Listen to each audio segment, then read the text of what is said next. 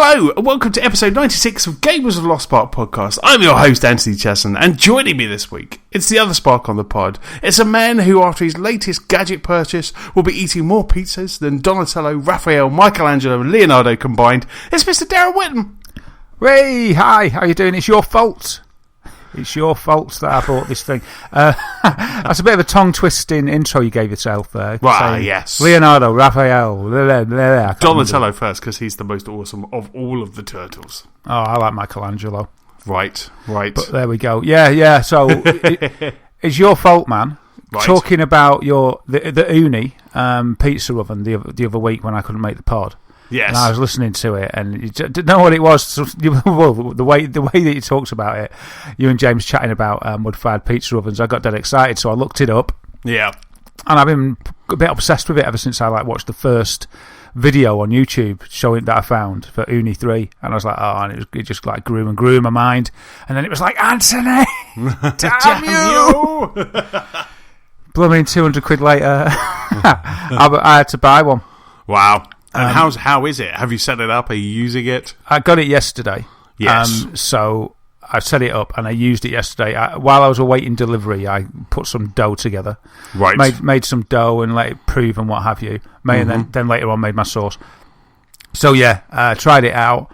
I was really worried because there's a lot of videos or people that say, you've got to get it right, and lots of people burn it the first time because it cooks so fast, because it does a pizza in 60 seconds. So, I'd done all my research, but I was still scared, a little bit apprehensive. And I was thinking, but what if the pizza's rubbish, after all this? It'd be so bad. Anyway, I tried it, rolled out my dough. The first thing I tried was just really a garlic bread. So just the dough with garlic butter on it. Right. Put it on my peel, lit the oven, waited 10 minutes for it to get to heat, which is all you have to wait for it to get to 500 degrees C, as you know. Popped it in, and I was like, right, Claire, you're on the stopwatch and I'm on rotation. And it's like, tell me 20 seconds. So it's because you just can't really think of anything else for 20 seconds, or you'll miss the spot. Because I wanted to turn it every 20 seconds till it was done. So popped it in, shut the door. 20 seconds, took it out. I was amazed. You could tell it was starting to bubble and proper blister like a proper pizza. I was like, wow, it's working. Right, turned it around, because you got to rotate it, otherwise it'll just burn, one side, because it's so hot at the back, because the flames. So do you have to shut the door then? Do you have to shut the door? Yeah. Yeah, right. You whop it in, you shut the door to keep the heat up. Right. Because it's only a small thing. I presume sort of big clay wood-fired ovens. I don't think you have to. They just stay open. So yeah, shut the door. Time another 20. Get it out, give it a little shifty around. So 20, and then it was done, blistered and beautiful. And so we ran in and tried it, and it was like, wow, it works. Right, let's get another pizza on. And so we had a pizza each and a garlic bread between us, and it was just great, man. It was like a restaurant. That's so cool. That is so awesome. So what was your toppings? Well, I couldn't go out or anything because Sam has been poorly, so I was looking after him. So I couldn't really go out and pick from around, the supermarket or anything. So I had some pepperoni in. Right. I had some mozzarella in. Nice. And I made my own tomato sauce because I've always got chopped tomatoes and stuff like that. So essentially, it was that. It was my tomato sauce that I'd made on my fine homemade base, which was made from the Uni recipe, which was really good. The dough was really strong and stretchy and elasticity-fied, if you like. So yeah, that tomato sauce, mozzarella, pepperoni, and ham.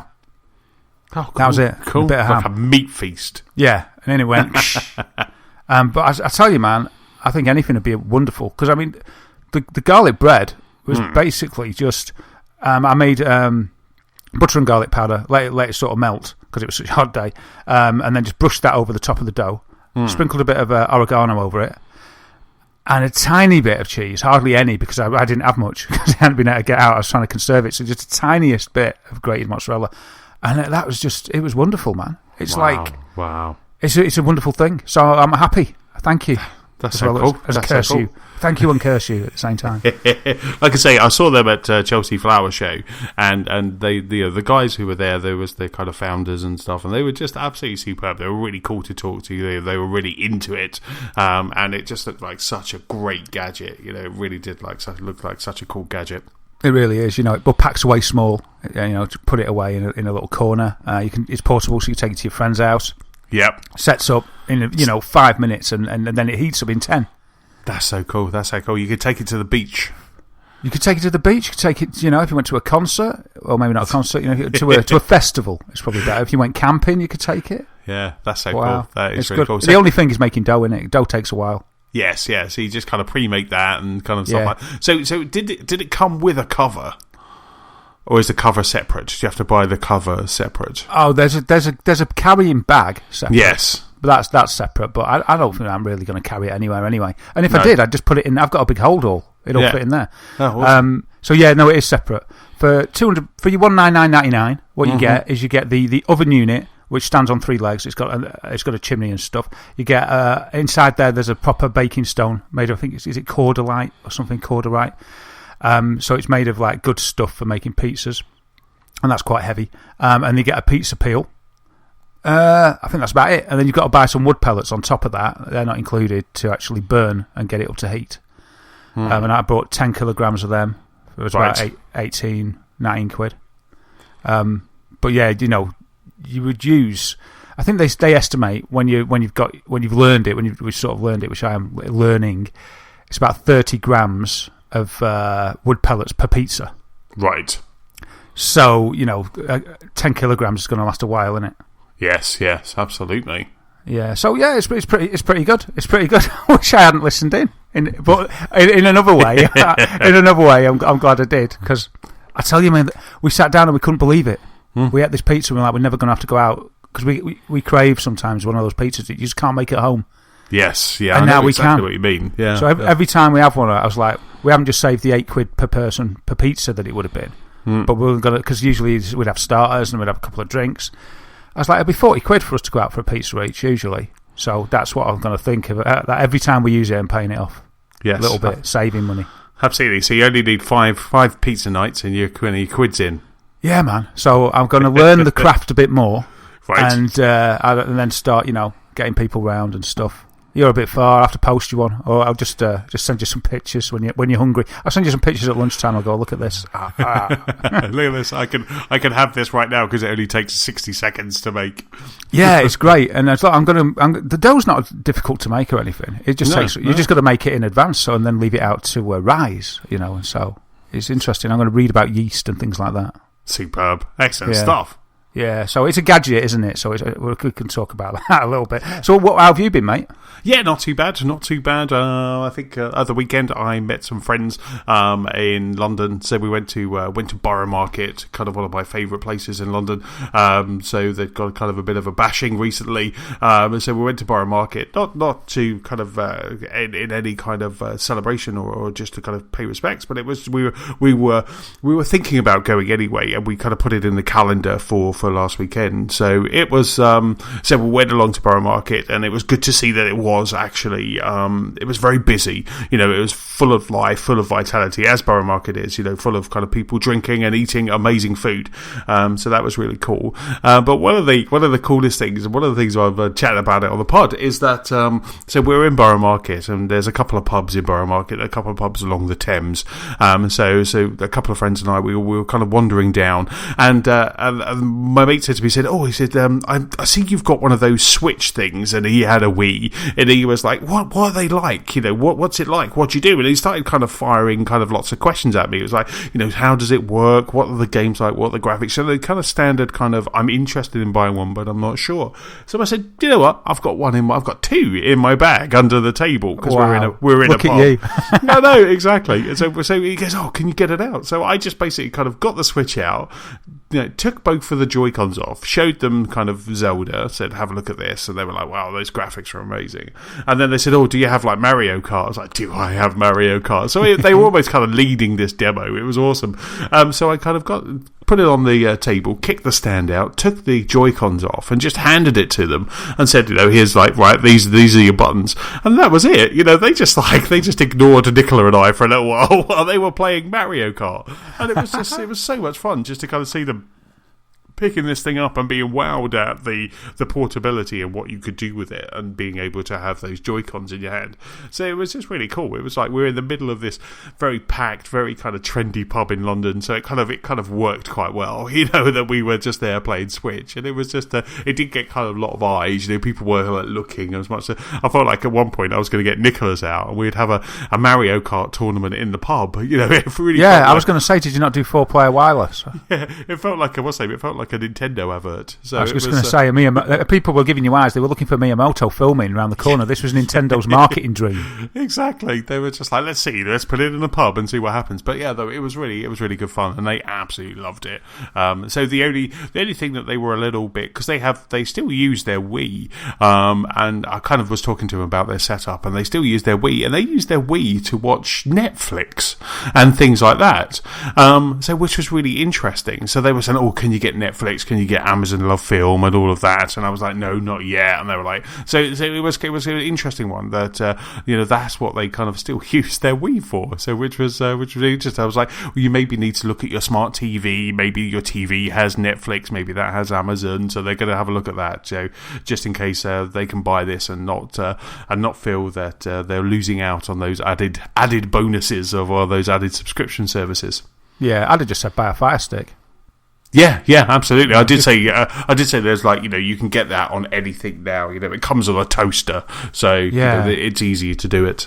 They don't sound like the people who would, if they don't know that stuff, they don't sound like the kind of people that whose TV would have all that stuff. No, they'd know. It's probably a 4:3 TV still, or a 28-inch TRT. Yeah, with a remote on a wire. Well, it's what a great time to upgrade for them. Wow, a whole world of acronyms and resolutions that they don't know about yet. Yes, absolutely. So it was really cool. Like I say, just kind of like a nice hot Saturday. We were having a couple of beers, playing Mario Kart, in a pub. It was like straight out of a Nintendo advert. It was very cool. Wow, and out of my dreams. Sounds like the perfect afternoon. It really was. It was quite cool. So what have you been playing? I guess over the last couple of weeks, because we didn't really cover it last week in our E3 spectacular. We podded for 5 hours, so we didn't have enough time. Yeah, we deliberated about it at the start, didn't we? I'm glad we didn't. Yeah, it'd been like 7 hours long. So what have you been playing over the last couple of weeks? I've been playing quite a bit because we haven't had this conversation, have we, for a few weeks? So no. Crikey, because the WannaCry meant that I couldn't attend the I think 2 weeks ago, whatever it was, and then we had E3 and my birthday before that. So what have I been playing? Well, for my birthday, I got a couple of games. I got Mario Kart, hooray, at last. As you guys know, because I heard you throw the gauntlet down a couple of weeks ago.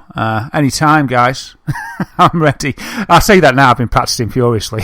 For 2 weeks. Exactly. You said that now. Thomas was actually out of the country. James was in LA. So I waited till he left before I said anything. Yeah, you kind of checked that last text to say his plane was I'm just about to go now, and you were like, right, anytime. Bring James. it on. Bring it on now. If you can't do it now, you're a chicken. So I got Mario Kart, and I got an extra set of an extra pair of Joy-Cons, awesome. And the little pack of 2 wheels to go with it. So you can fit the Joy-Cons in, and you can use it like you use the old Wii wheel, which I quite like. And it's actually quite good, the wheels, because even if you don't like tilting it around, I don't really love the tilt controls. They're all right, but it's good because if you're using the Joy-Con as just a Joy-Con on its own, then it helps because it bulks it out a lot. So it helps your grip. Right. And it's got like buttons that go over the SR and LR, whatever they're called at the top, the top shoulder buttons. Mm-hmm. It's got buttons on the wheel that go over that, so it gives you a really good grip on it. So you can just put it on there for comfort if you like playing 4-player or 3-player. Okay. So no motion control, but just using the buttons, but having a wheel in your hand. Yeah, you just hold the wheel and you can use the stick, obviously, if you want. Oh, cool. I like changing it, but it's just if you don't like the steering, then it's good because it gives you a better grip on the pad. Because you can hold the wheel, you've got bigger buttons for the jump and the weapons, and just use the stickers normally. But because it pushes your hands out, it's just a bit better, than sort of holding it and getting your hands around that tiny Joy-Con. Even though I can do that. That's the way I play, actually, without the wheel. because I am always like, yeah, well, this is the way that the Nintendo intended it. Nintendo intend. So I just sort of do it that. But I've had to go with a wheel with a motion, and I've had to go without, and it's all good. I can play it anyway. My preferred way is to play both Joy-Cons in one in each hand. Sort of just relaxed by my sides. Not that they're relaxed in the heat of a race, but yes, I remember you were saying that before, because that's how you were playing Zelda as well, wasn't it? Yeah, that's my preferred way. It's all from the nunchuck days of the Wiimote and the nunchuck. I just like that. I love the fact that you don't have to have your hands on your lap, and it sort of forces you to sit like that, and you can sort of lie out quite comfortably with your arms apart. I really love that, and yeah, once you get used to it, I really like that. So my preferred method is that. But we've never been playing so much Mario Kart. I mean, we had Mario Kart on the Wii U, and nobody was that bothered. It's the same blooming game virtually, apart from the battle modes that we aren't really playing. And all of a sudden, Mario Kart's a hit in the house. Must be the Switch. It must be the Neon controllers that does it. It just must be those new improved graphics, the extra textures. Yeah, it's just so obviously sticking out. So it's weird. So because I said the other day, we played Mario Kart non-stop for weeks. We never played it when I got it last time. This much. We played it occasionally, but I don't mind. It's good. Yeah, don't knock it. No, I'm happy about it. Yeah. So I've been playing a lot of not just 2-player, but with me and Sam, but 3-player as well. Whole family playing along. You can't beat it. Mm-hmm. That's really good. So loving Mario Kart. It's really good. Then I don't know where to go from here. The other one that I got for my birthday was Star Trek Bridge Crew. Right. So I got that on PC to play on my Vive. And that's the VR game where you one of the crew on the bridge at the Starship Enterprise. I mean, you'll be able to correct me if I get any of this wrong, Anthony. But that's basically it, isn't it? That's an effective way of describing it. It is indeed. Yes. And you boldly go on missions. Listen to headquarters; they tell you what to do. And it's a 4-player game. Well, you can play it as 1 player. But essentially, it's been designed as a multiplayer social experience, really. Game stroke social experience, where 4 of you each take on a different position or command within the Enterprise bridge. So you've got the captain, you've got the guy that's going to look after the helm, that's steering the ship. You've got a guy on tactical, which is shooting stuff, and maybe some of the stuff like the transporter system. And then you've also got what's the other one? I forget the other one. The other one's quite. Engineering, that's it. Yes. Engineering. In that one, you're in charge of moving the power around of the ship. For instance, if you've got loads of power and shields, you won't go as fast. And if you're going too fast, you can't have too many shields. So if you're in a battle, you might want to take some power away from your phasers and put them on shields and things like that. So that guy's in charge of that. And, of course, the captain, who tells everybody what to do. And, it's good fun. I've not played it much. I had a go. Went through some tutorials, and then we had a go, didn't we? We did indeed. You say kind of the captain tells everyone to do. Maybe not every time we play this game. I wasn't telling everybody what to do when I wasn't the captain. No, well, you just wasn't listening to the captain. Is that what you're getting at? Yes. Poor Captain Chesson was just being ignored. What do you mean? What do you mean, Captain Chesson? We don't want to go that way. But it was really cool. I thought it was absolutely fantastic that there was yourself, there was me, there was Stuart as well, and the 3 of us so there was 2 PlayStation VRs and 1 HTC Vive, and the fact that we were just there, kind of living in harmony in the Ubisoft Uplay, whatever it's called, Uplay bubble, and we were just there, and we kind of jumped into your game, or I invited you into my game, or whatever it was, and we just all appeared, and I just thought that was absolutely fantastic, especially as right now Sony are getting a bit of a bash, aren't they, for this kind of cross play and what's not happening with kind of Minecraft and Rocket League and things. So Sony are getting bashed a little bit, but it just showed that we could do it, we can do it, and I really enjoyed it. I thought it was really cool. Yeah, it sort of just goes to show that they can allow it when they want, which kind of makes it more difficult for them to say when they don't want it to happen, because you can do it with this game. Yes. It's kind of like if the reason is, I don't know, looking after their audience, then it should be a blanket thing. So it's a bit awkward, but it worked really well, and it worked without a hitch, didn't it? We just all appeared in the. I think I don't know. It's probably got a better name, but like the meeting room, wasn't it, or the briefing room? And that's where you start off in, and it's just like, "Hey, look at me!" At the first, wasn't it bizarre? I don't know if it's the same on PlayStation, but when I started the game, it started me as a default gender as a woman. Right. And I just looked down, I had a skirt on. It was just how bizarre. It was like, oh, look at me in a skirt. I was like, that is truly strange. Changed it over. Not that, I probably would have been happy as a girl, but I just thought, I'll be a guy. I get distracted otherwise. So we were all guys, weren't we? We were all guys. And we were all the same guy as well, which was really weird. It was like the Federation were into cloning. We were just like 3 clones. I kept pressing random until I found one I liked. Yeah. And that is so weird. So we were all pretty much virtually identical. I should have been a Vulcan. I didn't like the haircut. Right. Didn't like the bowl head. We were all kind of like blonde hair, blue eyes. It was like a Swedish Star Trek. It was like a Swedish Enterprise. We thought it was the sauna on the Enterprise that we were going in. That was just so cool. But I loved it because I wasn't using motion control. I was using a joypad, and you were using motion control. So whenever you were gesturing, your character, your avatar, was kind of gesturing towards us as well, and it made me laugh. It made me laugh so much. It was just so funny. Oh, right. It looks so real. Even you guys all seem to be moving your arms and stuff, which is weird. If you're doing something, saw you move, and I liked it sort of when.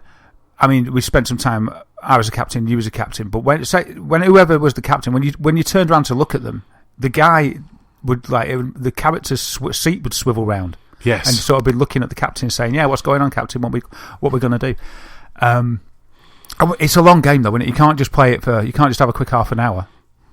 No, I loved it. I mean, that was one of my favourites because, like I say, the first time you were captain, I went from tactical to helm when Stuart was going from engineering, and it was such a great laugh. It was a real chuckle. So I went to helm, and then when you were saying something, I was turning around to look at you. I'm doing it now. I should stay with a mic, and I would turn around to look at you. And as you say, my avatar was doing the same thing and was turning around, and I just really liked that so much. And once you get to grips with it, I thought, and there's fun in getting to grips with it as well, because I couldn't stop chuckling. Star Trek Bridge Crew for me is the most fun I've had in VR. Yeah, it's really, really good. I mean, the time that I've played it when I first bought it, and I want to play it more. It's just because it's a long game to sort of sit in VR with. But the first time I played it, I got a load of guys, didn't know what was going on. No one was saying anything. The captain wasn't saying anything, so it didn't work. So how did you know what the objectives were? Well, we sort of didn't, and I think some of the guys had played it loads already. You know what it's like. They'd come out at midnight and they'd played it non-stop for like 6 hours. Mm-hmm. So there wasn't any like sort of bridge dynamic as far as I was concerned. So I left that game, and then I got another one, and I ended up in the briefing room. And this guy, who was the captain, he was sort of a grumpy guy. He was pretty grumpy, and he wasn't putting it on. And he was like, first of all, can you turn your TV down? You, wife and mater, you turn your TV down. I was like, well, me? And he's like, yeah, you turn it down, it's echoing. He didn't really ask nicely. He was just like, you turn that down. I was like, all right, mate, sorry, I didn't mean it. I said, is that bad? He's like, it'll do. Like that sort of thing. And then sort of another 2 guys appeared. We didn't know each other. And he sort of said, so what does everyone want to be? And like we all 3 of us apart from him went, well, we don't really know what we're doing. He goes, have you done the tutorial? I was like, a little bit. And he's like, noobs. He's like, right, come on then, I'll be captain. Right. And then it sort of felt, it kind of made it more real, because you sort of respected this captain guy, because he knew what to tell us to do. And he was the one that, if you got stuck, he was like, look, you just need to do that, okay, just do that, and then we're going to go out of this system if you don't mind, just do that. And we were trying to win his affections, I think, and it just sort of worked. It was like, you could imagine watching the show with a grumpy captain, where everybody sort of, they like him really, because he knows what he's doing, but he's just sort of a bit one note of a grump. And so it was like the pilot episode of Star Trek Blackpool. It was kind of like, it was just, you had the grumpy captain that you managed to get around by the end of the episode. Yeah, we won him round by the end. I think I won him round a little bit, because at the end we did the end of the mission, and I was very like, yes sir, engage, or whatever it is. I said, captain, yes captain, aye sir, and did it. Getting into the I did. I was totally into that. It's totally awesome. And at the end, like you'd go back to the briefing room, And then he sort of said, so we're going again. And I goes, I've got to go, because I did have to go. I had to go out. It was Sunday morning. And he went, oh, well, I'm going to go as well. And I thought, I was his favourite. He might have stayed. Without you there, there's no point. He couldn't be bothered with the riffraff. Yes. He wanted a proper general, or whatever I was, a proper private on the bridge. And without me, that was it. But I think it's really good. And just got to play it more. Just got to make the Sounds play it more, really. Yeah, we just need to kind of line up, because I know James said he was interested, and he said when he got back from E3, if we were still playing it, he would happily jump on. I think he's looking for a reason to play his expensive helmet that is PSVR. I'd say it's the best reason. Like you say, it's the best reason, isn't it? It really is. Like I say, I loved it. Everybody knows kind of, I've said times up on the pod how much I enjoyed Arkham, but this was my favourite experience. When we jumped in, it was just funny. The three of us, it was just absolutely hilarious. And it's like a dream come true, kind of as someone growing up with Star Trek. It's like just really cool, just kind of jumping in and doing all that sort of stuff. And it was just really real fun. It was really good. The social side, with the team building, with the fact that a little bit like these other games like Love is in a Dangerous Space-Time, where you can't do it without cooperating. Well, you just sort of could, because you can switch to the other stations and stuff, but you just wouldn't bother. And so basically you're chatting it out what to do and making the decisions. And I think that as you got good together, that would just evolve. Yes. It's really good. And to get into character, I mean, I'm not as big a fan of Star Trek as you, but I like it and stuff. Like all sci-fi, really. And it's just brilliant. And then you can look out of the ship as well. You can go outside the ship and have a look round, which is really cool. It's just good. I liked it. Absolutely. I mean, we did the intro, we did the Kobayashi Maru, and then we did episode 1. So I'd be really interested to do the rest of the episodes, kind of like keeping that crew together, and I quite like maybe kind of being Helm, because no one listened to me when I was captain. So I like being Helm, and that was just like, that was good fun, so that was like, it was really, I loved being there. So it's kind of like, it would be cool to kind of swap around after each story, but it was this like, I'd happily kind of arrange for a time to kind of jump in and kind of make sure. I think what we need to try and do next time is we need to try and make sure we've got 4. And like I say, one of the guys from work, he's also kind of got it, and he's using, I think he's HTC Vive as well. So if we are short of one, he's always said like, let me know and give me some notice, and I'll jump in as well. So I definitely think we should kind of go in for a 4, because it's just such a ton of fun. Yeah, we should definitely do it. I think it's great. But we need to get James in. We need to convince James to buy Star Trek Bridge Crew. We'll start taunting him on Twitter. Buy Star Trek. James, buy Star Trek Bridge Crew. Brilliant. So that's really good. And yeah, definitely, I'd just say, yeah, like you say, if you've got VR, really you need it, because it's the best fun you can have. And as long as the community stays there, and it seems to be thriving. What else can I talk about? Let's talk about Rime. Let's get that out of the way. So publisher provided the copies of Rime for us guys. James bought his, I believe, and I listened to you guys discussing it. I think we both had really good points, and I pretty much agree. The thing is with Rime, I think it could have been something wonderful, and it just fell a bit short of the mark. And I think somewhere, I don't know whether they were trying too hard or what it was, but some of the bits in it just became tiresome, especially Mazes in the Dark. I mean, yes. I was getting eye strain. I was staring that hard at my TV to try and see, and all I could see was the blooming reflection off the black screen of, like, I don't know, my curtains or something. The reflection of you straining really hard. Yeah, my eyes popping out of my head because I'm trying to see something, anything. And I found it really infuriating, and I found there was a few bits like that, and they detracted from the overall experience. It really saddened me.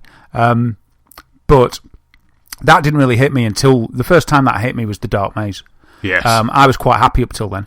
I know James said he had a few sort of quibbles with the beginning, but I just enjoyed the beginning. I liked it. So maybe I was just lucky enough that I saw something. I just solving puzzles happily for ages, and it gave me feelings of Journey, and it gave me feelings of Wind Waker and things like that, or just Zelda. And I was just quite happy with it. I loved the music as well. The soundtrack is amazing through the entire thing, which might have pulled me on a little bit through some of the less interesting times. But it's funny. I've been playing some other games, and I'll get to that in a minute. But I made a sort of contrast with them, and I sort of observed that this game that I'll get to in a sec, I was like, this is solid. It's making me try. But I'll tell you something, there's not one bit of this game that I haven't enjoyed. There's not one bit of this, even when I'm going, no, it's fun. And I think where Rime lost its way a little bit is in its attempt to tell its story.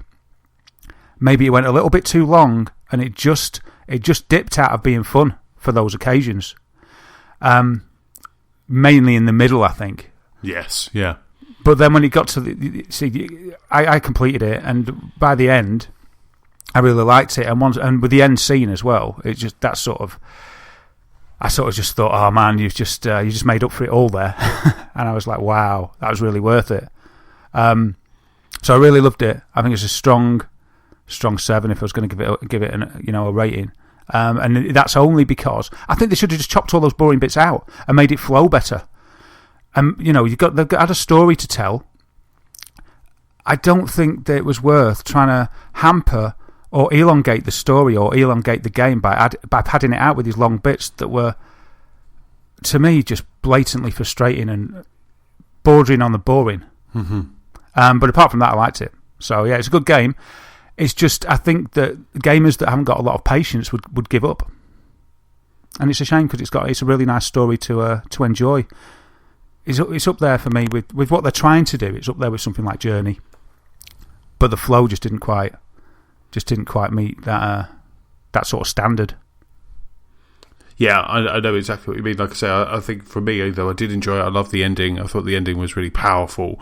It sagged in the middle when I had to turn up the brightness of the game just to kind of just so I could get through that without kind of throwing a controller, because that's not what the game is about. It's about that kind of nice, kind of rhythmic wander through this world, and I really did enjoy it. I did like it, like I say, and it's quite funny because you did have that pain point in the middle, but by the time you got to the ending, you kind of forgave it, and then just kind of watching the credits and just kind of watching it roll up, I was just like, I was happy. I left. Yeah, me too. I kind of came in a happy customer. I kind of was a little bit kind of annoyed, a little bit disgruntled in the middle, but left an ecstatic, somewhat teary customer. Yeah, so, me too. Yeah, I left without regrets. Exactly. So overall, when I think about Rime, I do kind of think good thoughts. But yeah, that middle bit was kind of so annoying.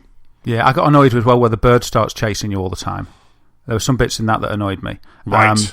And the main bit that annoyed me, and this isn't actually part of the game, but it glitched up on me. I sort of swam underwater to a safe place. Mm-hmm. And I came out of the water. You go sort of underneath the water into a temple or something. I don't know if you remember this. And I came out of the water into a room where you had to, activate one of the puzzle pieces or whatever. And somehow the game glitched, right? And it decided that the bird that was chasing me had decided to swim not only underwater where he wasn't usually allowed, but through the roof of the temple. Oh no! To destroy me in that room, right?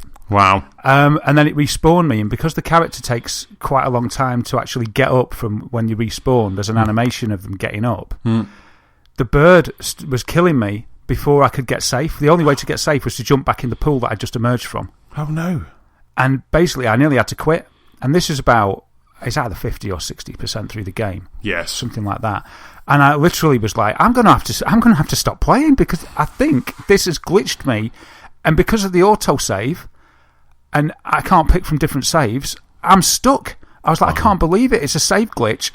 Because I just spawned and I died. And I'd get up and I was running to this pool as quick as I could, and it would just get me before I got to the pool. And I was pretty patient. I tried for about, probably going to sound ridiculous here, but like 3/4 of an hour. Wow.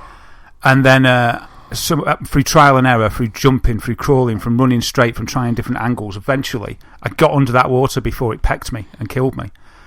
And then I got out of the water, it saved again, and came back and it was okay. And I was like, thank goodness for that. So that was a bit weird, but hopefully nobody else ever got that. It was just specially for me. It was a bit annoying, but yeah, I loved it. And the last level where it was darkness and it was all raining. Mm-hmm. I really loved that. I really loved the look of that, and I enjoyed that whole bit. So yeah, like you say, just sagged in the middle. Bit of a shame, but a nice game overall. What else did I play? I've played so much. Hitman. I've been playing Hitman. Still in the middle of Hitman. Nowhere near the middle of Hitman. I'm like sort of on the second level of Hitman or something. So what I did, I got Hitman from Boomerang. Because I remember we said we were at a bit of a lull. Yes. So I thought, I vowed to get this. I'm going to get Hitman. I haven't played it yet. So I got it. Within 2 hours of starting playing it, I bought it. Wow. Because I was just absolutely amazed by this game. I'm in love with Hitman. James was right. James, you were right. Well, why wouldn't you be right? So did you buy it from? Did you buy it from Boomerang or? No. I sent it back, and what I did, I ordered it from somewhere else, and when my copy arrived, I sent it back to Boomerang. Right. I should have actually looked. I didn't even look to buy it at Boomerang. I forgot they sold them. So yeah, I've been playing Hitman, and I just think it's absolutely amazing. I can't believe it, how good it is, and that I sort of missed it. I'm probably going to be saying that a lot at the moment because there's lots of games I'm going to be working through. But yeah, I love the free-flowing action of it, the decisions you can make, the considerations that you make, and the piecing together of what's going on. It's amazing. Absolutely love it. So I won't talk too much about the game because we know Hitman. But if you haven't played Hitman, you should really play it. And as I say, it took me 2 hours to realise that it was amazing, and I needed this not just for a bit. This is a game that I can play, I think, virtually forever. Because every episode is so different. I've only played, I think I'm on the third one, but there's still stuff I want to do, even on the training episodes. Never mind the fashion show in Paris. There's like so many, because it gives you all these different challenges to do, and they're just all so much fun to go in there and work out in the sandbox how you're going to do it. It's like win the auction as the Sheikh. That's what I want to do at the moment. I want to become the Sheikh, but I can't find the Sheikh. So I'm having to snoop around and find out where he is. Or there's different ones. And it says, like, I don't know, kill the guy with the antique cannon. So you've got to go through this entire mission of piecing together bits and pieces of how you're going to do this. Where is the cannon? Where's the ammunition for the cannon? When's the person going to be passing by the cannon for you to get them? And how are you going to do that without getting either seen or caught? And how are you going to get out of there after it? And how can you do that all without killing anybody except the target and never change clothes? It's just brilliant. Yeah. Absolutely smitten with Hitman. I think it's absolutely amazing.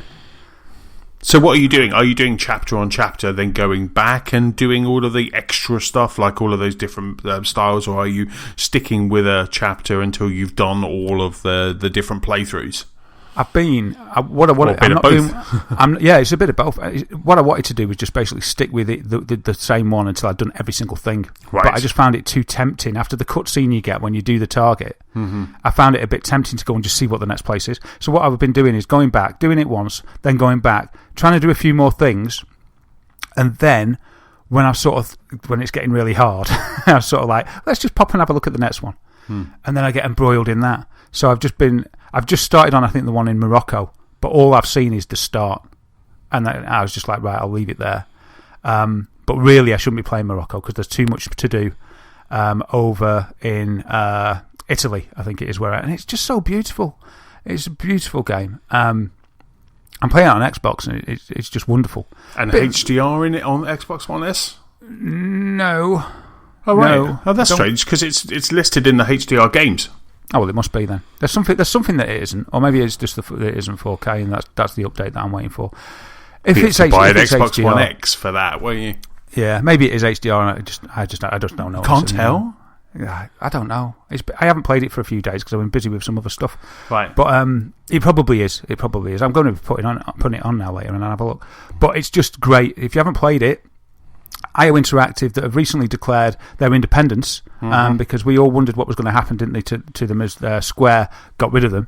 Yes. And I think it was either yesterday or the day before that they said basically we are now really happy to say and announce that we are an independent body, which is great, and we've retained the Hitman license, so we're going to get more Hitman. But what they did, I think, in the early hours of today, was they announced that you could play Hitman first episode for free. Awesome. So that's really good.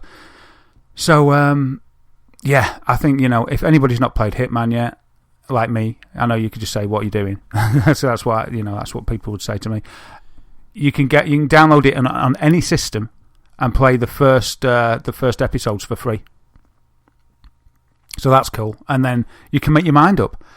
I'd just say be careful, because if you try not to spend money, don't download it, because you'll want the rest. But there'd be there's loads of time just in that bit that's free. There's like 40 challenges and 17 achievements or trophies in there. Wow, so that's really cool.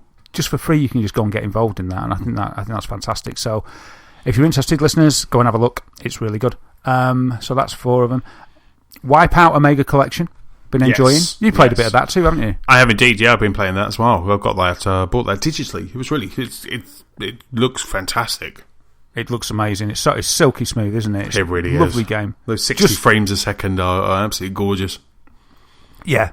I'm hoping that it sells well, so that they do an actual fully new one, rather than just kind of a compilation of the Vita and the 2 PS3 games. But yeah, I really like it. It's a good game. Brings back memories. The only axe I've got to grind is with you, sir. You promised me Firestarter, and it's not on the soundtrack. They said Prodigy. They were like, it's Prodigy. They were, and so yeah, they lied to me. There is a Prodigy tune. Yes. Prodigy tune. Prodigy. There's a Prodigy tune on there. Yeah. But it's not blooming Firestarter. It's all right, but it's not Firestarter. They said it's a classic tune from Prodigy, and I'm like, well, that's Firestarter. So it's like, the first thing that I did was look. I was like, right, I hasn't played it yet. I was like, I'm not patient enough. Pause. Go to the audio. Did. Right. Okay. There's a Prodigy tune. That's not the tune. But But it's in alphabetical order, so. Antony! Damn you, Antony! The only reason. What you can do is it has a fantastic option where you can play a Spotify playlist. So you could just have a playlist with nothing but Firestarter. Wow! And then you could just play it like that way. I didn't realise that. That's fine. That's fine. That fixes it. And yeah, it's Wipeout, isn't it? It's as good as you'd expect. I really like it. That's cool. That's so cool. It's hard. It's cool. And that brings me to the last game of my Mega Super 6 that I've been playing over the last few weeks. And that's a game, last week at E3 we were chatting, and I missed the Ori game, didn't I, in the conference. And we were talking about that, and I was like, oh, what was Ori like? And you said that I'd probably love it, so I bought it.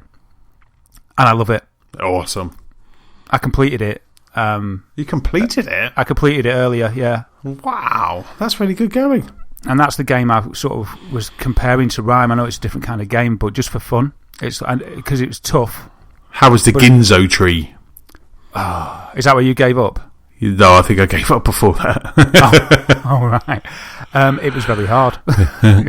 And the other 2 escapes for the other element gems after that were equally, if not worse. And the last one was absolutely thumb-blisteringly hard. Yeah. But never impossible, I found. And I really loved it. I loved the Metroidvania style of unlocking those abilities and then being able to get to new areas and stuff. Yeah. But the controls are so tight. And I loved it because it, it had a feather falling. I told you I'm a sucker for any game with a feather that falls in the trailer. No.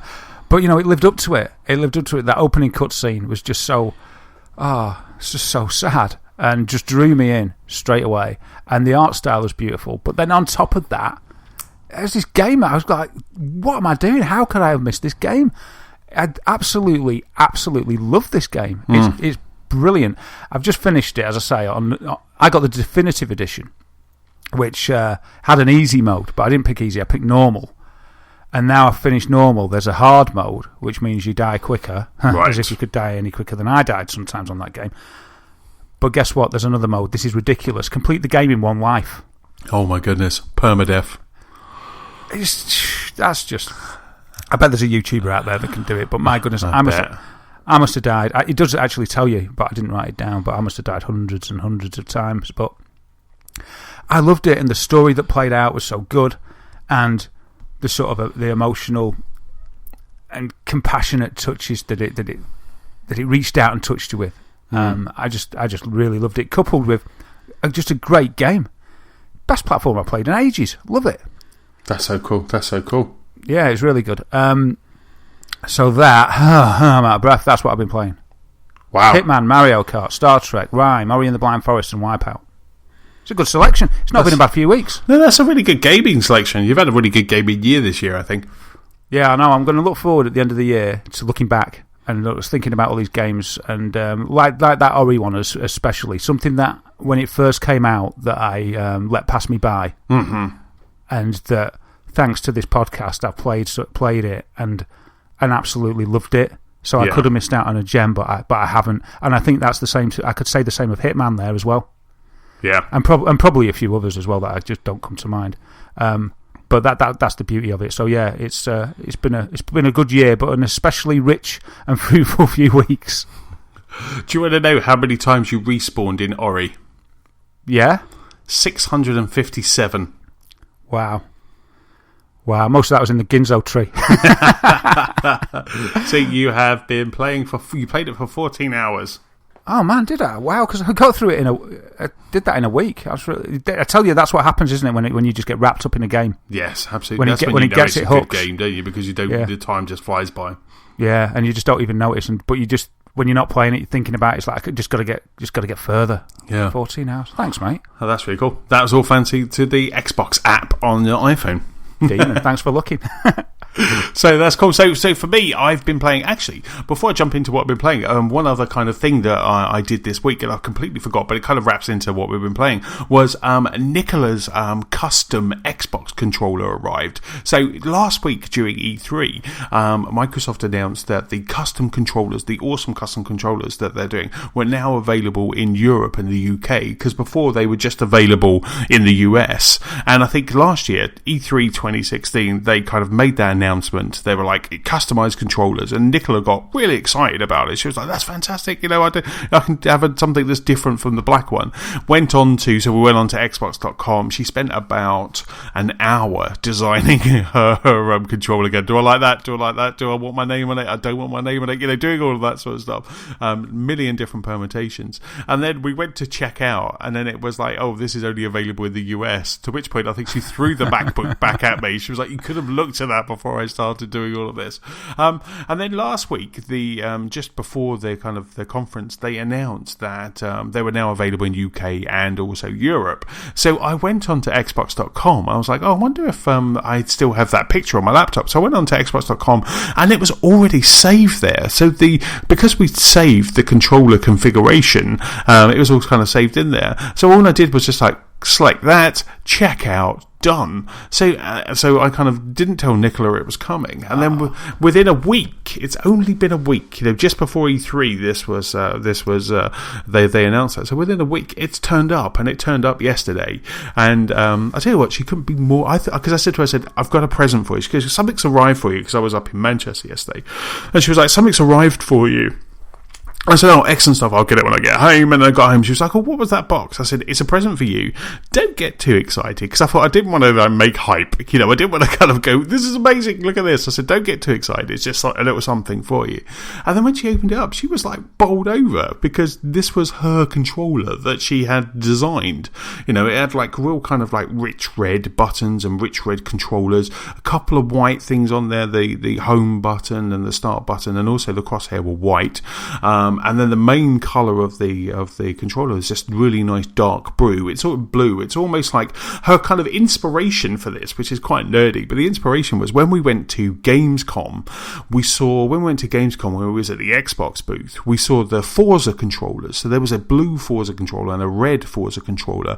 And unfortunately, you couldn't buy those. You know, they weren't available kind of separate. And that was almost kind of her. She was like, "Oh, I love that blue one, but I love the red one." And then she made this kind of based on those, and also it's a little bit kind of Ralph Lauren as well. So it's kind of it made us chuckle. We were like, "It looks like a Ralph Lauren controller now." So is it Ralph Lauren or Tommy Hilfiger? One of those, I don't know. One of those things. You know, it was just really made us chuckle last night. But she was absolutely bowled over, and the quality of this and the colours and the actual kind of feel of it is a fantastic controller. Oh, fantastic! I remember us talking about that on the pod. Yes. Like, we've been like a year ago, or just over a year ago now, and you're telling me that, you know, that Nicola had designed it and everything.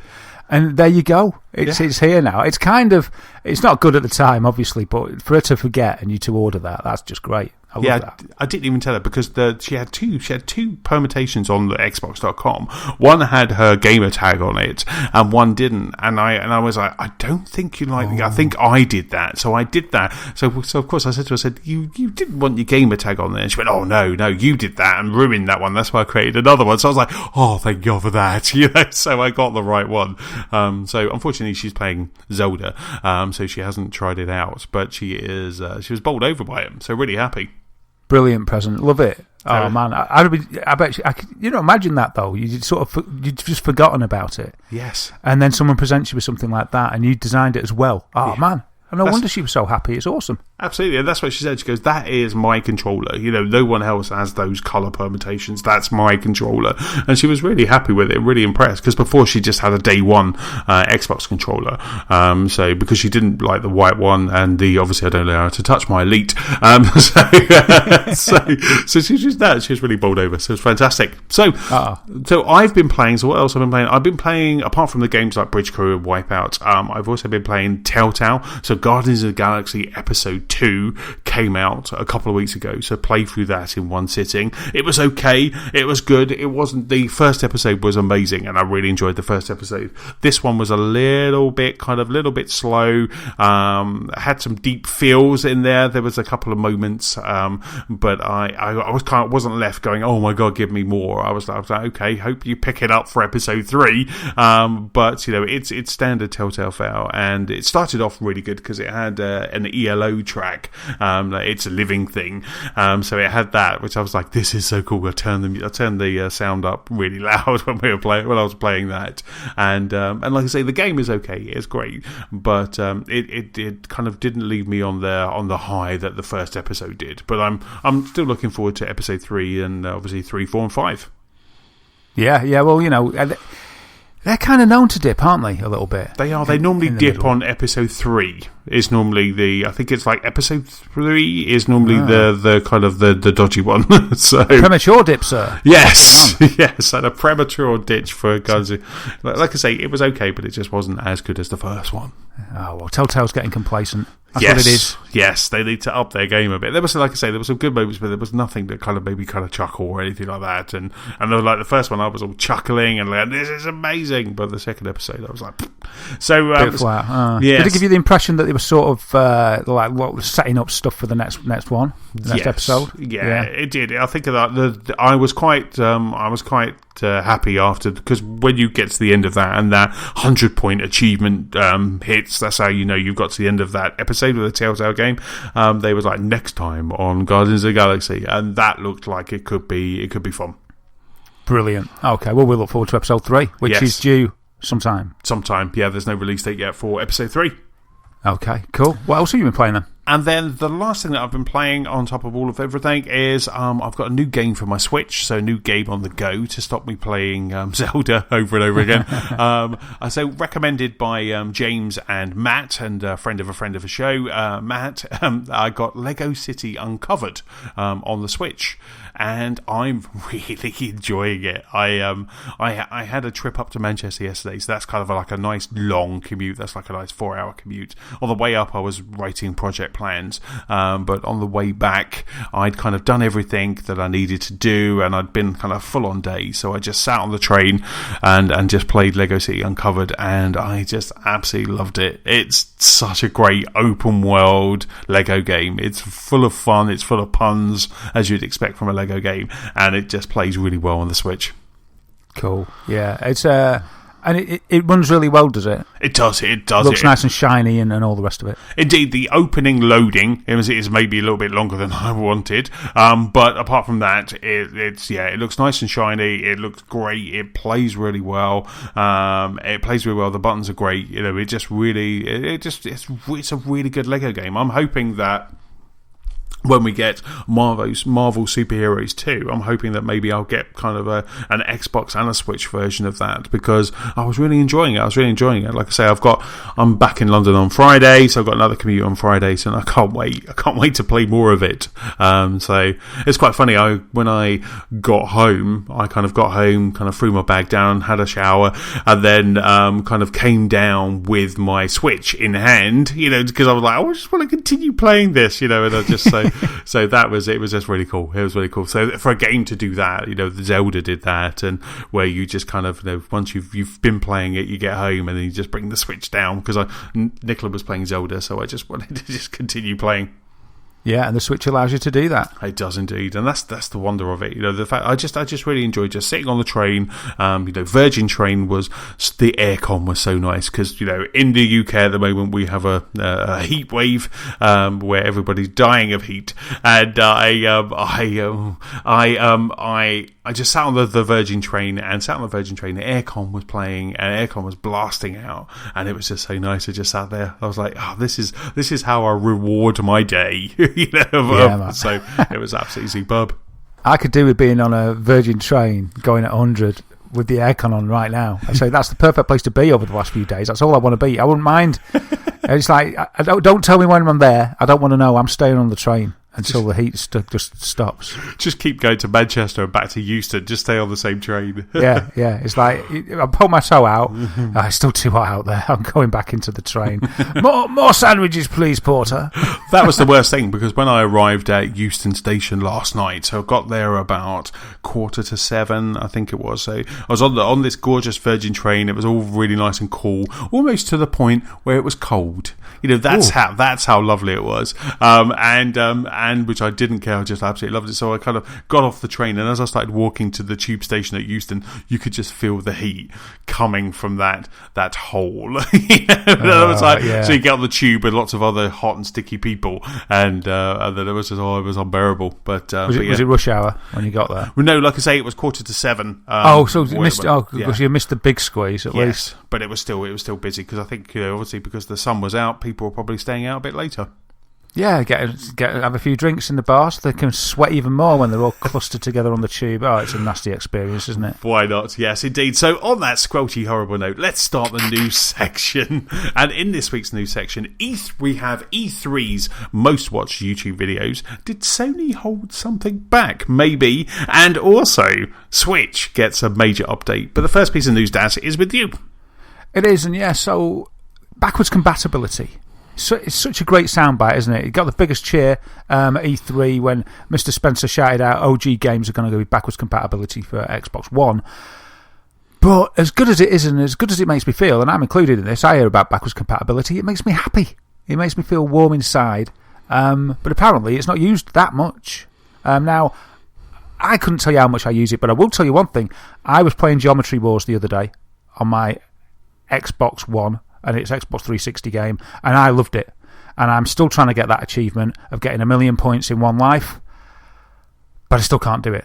But I felt that I was on the cusp of doing it. So I was playing Geometry Wars for a little while, and I was happy. And I like to go to the ready to be installed bit occasionally to see if any of the old games that I bought just sort of appeared. I don't like check lists online or anything of what's come, but I like it to be quite a nice surprise if I go through that list and you go, oh, I don't know, Explosion Man's there. I mean, that's already there, but you know what I mean. Some game that you've forgotten, like Shadow Complex or something like that. You go, that was a demon game. Oh, demon, and then you stop saying demon for a while. Anyway, so I like the other day we had Ilo Milo or Ilo Milo appeared the other day. Oh, that was such a great game. Yeah, that was a good game. Yes, there was loads of good games, wasn't there? On a popular console. Dude. So you were in full flow. That's all right. Where was I? No, that's totally cool, mate. So website Ars Technica did a sample. They did a little test. So they did a sample of almost 1 million active Xbox One gamer tags over 5 months, and they did a little bit of experimentation and a bit of testing, and they found out that only around 1.5% of more than 1.65 billion minutes of accumulated usage was spent on 360 games. Wow, really? Yeah, that's what they came up with. So, just for clarity, I'll repeat that because it's a big number. 1.5% of 1.65 billion minutes was spent playing backwards compatible 360 games. So, 1.5% is not much, but I tell you what, I just like it sounds rubbish. I like that they've done it, even though I probably don't use it much. I like that it's there. I just kind of wish that I wish if they're going to do something like this, it was there at the start. That would make me feel the most goodwill. That they say right at the start, when they unleashed the Xbox One, and they said, and it's going to have backwards compatibility, because it'd make you feel so good about making the move, because you think, I'm not saying goodbye to my stuff, because they said that they couldn't, and then they did it, and it was like brilliant that they did it. But I think by the time they did it, everyone was sort of over it, because you'd said goodbye to your 360 and it was all next gen. It's nice. It's a nice to have. But I'd really like it. I mean, it might never change now. We might be on a sort of generationless thing now, where everything's just going to work.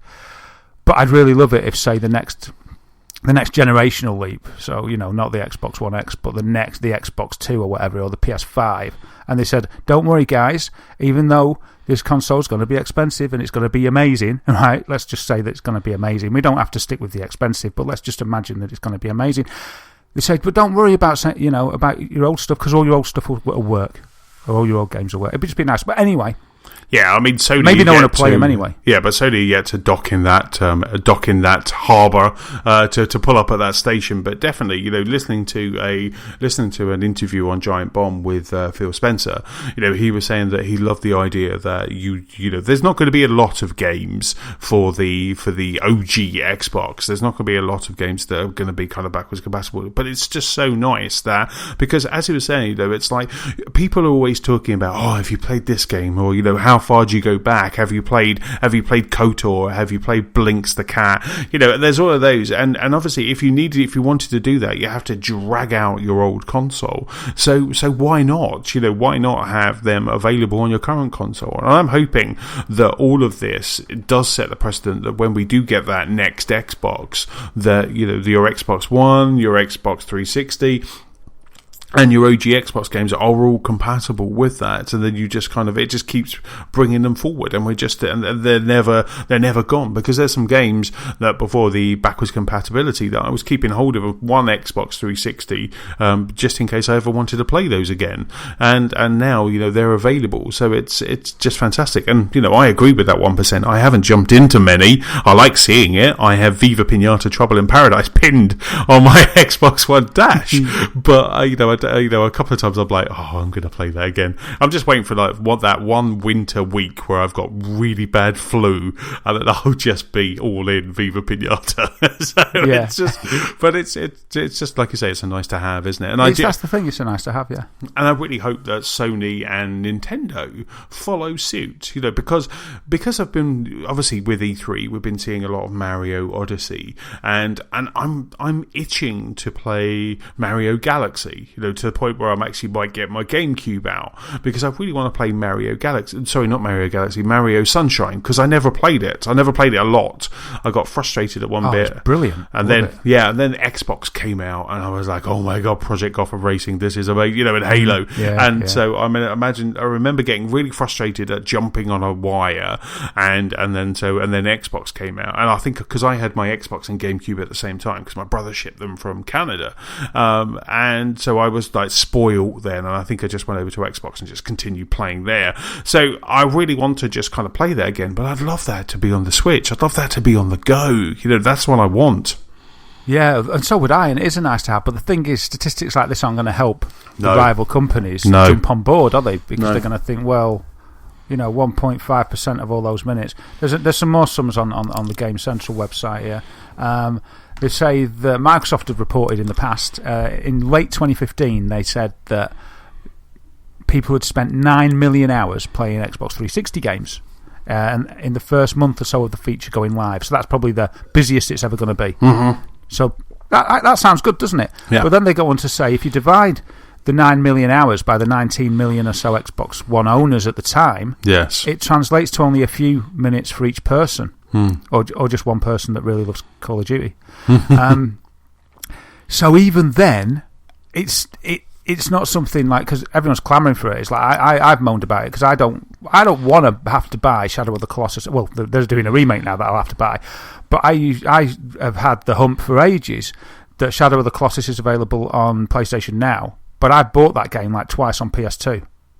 And I feel that I should just be able to play it, because I bought the physical, and I bought the digital Ico and Shadow of the Colossus digital download, and yet I get my PS4 and I can't play that. And it did the same with Stardust as well, Super Stardust HD. It annoyed me a little bit. So it's kind of like, well, if I had backwards compatibility, I'd be able to play it. And I tell you something, for those games, I probably would a little bit. But that's the thing, isn't it? You just sort of you get caught in the flow of the current generation, and you only when I do put those old games on, it's a quick nostalgia buzz. In 10 minutes or so, I'm contented, and then it's kind of like, I can get on with it now. But knowing it's there, or knowing that I could play it, is a really nice thing.